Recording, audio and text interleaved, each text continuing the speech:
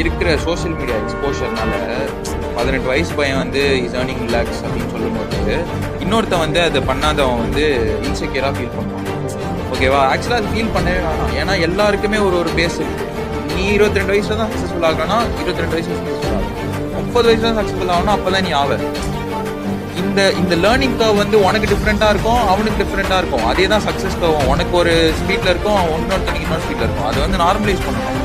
ஒருத்தனுக்கு 18 வயசுல கிடச்சதுன்னா பிரச்சனை இல்லை. அதுக்காக நீ வந்து வேலை செய்யாமல் நிறுத்திட்டேன்னு வச்சுக்கோங்க, உனக்கு வந்து 25 வயசுல கிடைக்க போகிற சக்ஸஸ் கிடைக்காம போயிடும். சரியா? நீ செய்கிற வேலைக்கு நீ உண்மையாக வேலை செஞ்சேன்னா 18 வயசுல கிடைக்காது, கண்டிப்பாக 25 வயசுல பெருசாக கிடைக்கும். சரி, பணம் வச்சிருக்கிறது, கார் வச்சிருக்கிறது, ஃப்ளைட் வச்சிருக்கிறது, இதெல்லாம் ஓல்டு ஃபேஷன். பவர் வச்சிருக்கிறதா நியூ ஃபேஷனு. இப்போ லேட்டஸ்ட் ஃபேஷன் என்ன? பவர் இருக்கா?